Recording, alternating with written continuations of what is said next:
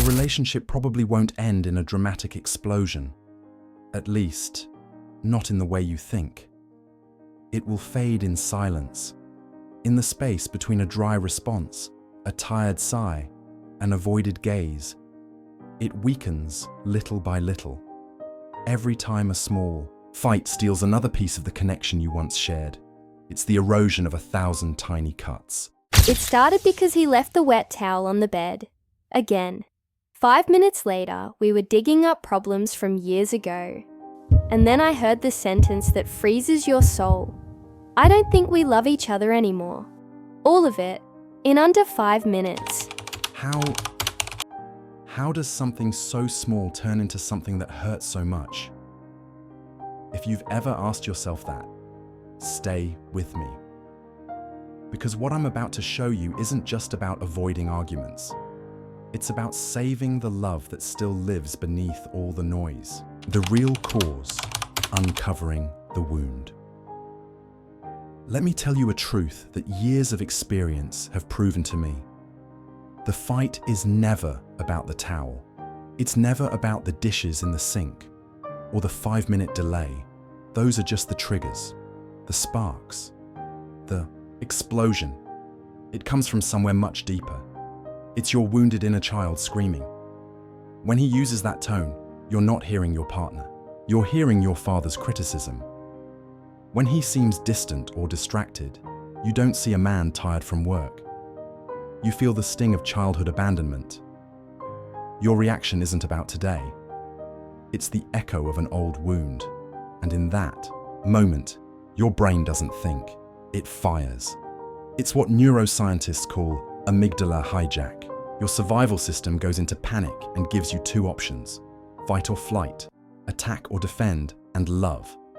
Love waits outside the room, hoping the war ends soon. We're not fighting what's happening now. We're bleeding old pain onto each other. It's not about now. It's about all the times you felt like an afterthought. The rule, the key to freedom. But what if you could hit pause during this emotional hijack? What if you had a key, a way to open the door and let love walk back into the room? That key exists, and it's the simplest, hardest superpower you'll ever use: the 60-second conscious pause. No, this isn't about staying quiet or swallowing your truth. Swallowing pain is how resentment poisons you from the inside. This is about choosing you.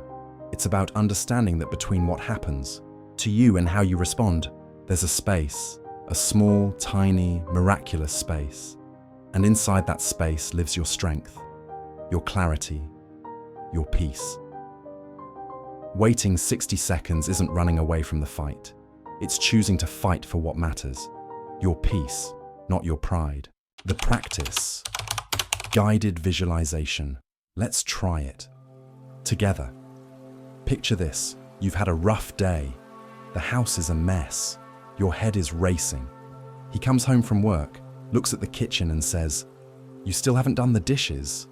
Boom. The trigger. Your blood boils. A knot forms in your throat.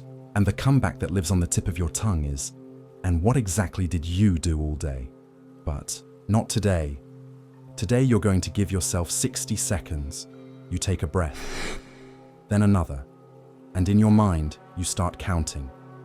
And as you count, you ask yourself, 5, 2, 3. What am I actually feeling? Is this anger or exhaustion? 15, 16, 17. Is he attacking me? Or did he just say it badly? 30, 31, 32. What do I really need right now? The adrenaline starts to ease. The fog begins to clear. And after 60 seconds, you look at him. Not from the battlefield, but from a place of calm. And you say, "Love, today really drained me. I just couldn't get to the dishes. If you could help me with them now, I'd really appreciate it." Do you see the difference? You didn't attack. You didn't defend. You named your feeling and made a request. You didn't start a war. You started a conversation. And look at his face. He didn't even need to activate his defense mode. Between stimulus and response, there is a space. In that space is our power to choose. Viktor Frankl, the proof, the science behind the magic. This isn't woo-woo, it's neuroscience. The brain needs around 90 seconds for the chemical wave of a strong emotion to pass through the body. By pausing, you're not suppressing the feeling, you're letting it move through you, without letting it control you.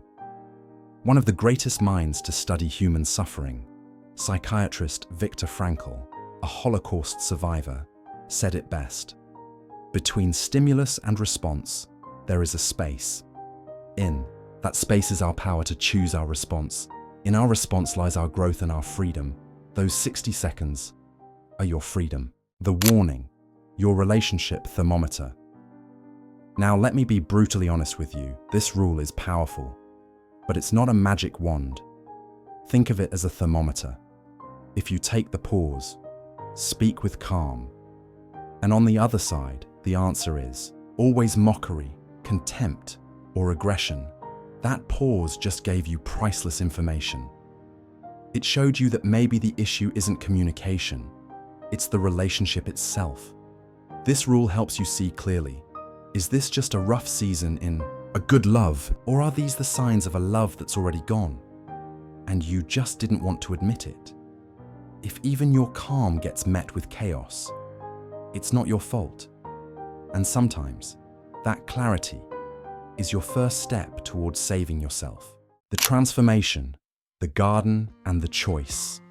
Think of your love as a garden. Small fights are the weeds. If you don't pull them out, they take over, choking the flowers, killing the roots. The 60-second rule is your act of emotional gardening. It won't resurrect a dead love, but it can stop a good love from dying of exhaustion. From this moment forward, that power is in your hands. Next time your chest tightens, your blood starts to boil, your voice rises to scream. Remember this secret. Give your heart 60 seconds to breathe. Sometimes all love really needs is 1 minute of silence to make sense again. Your turn, the commitment. If you're willing to try this superpower next time things get heated, drop a comment that says, "I choose my 60 seconds." Let's build a movement of people who chose peace over being right. And if, while you were listening, someone came to your mind, a sister, a friend, someone you care about, someone fighting the same quiet war, send them this video. It might be the breath they didn't even know they needed.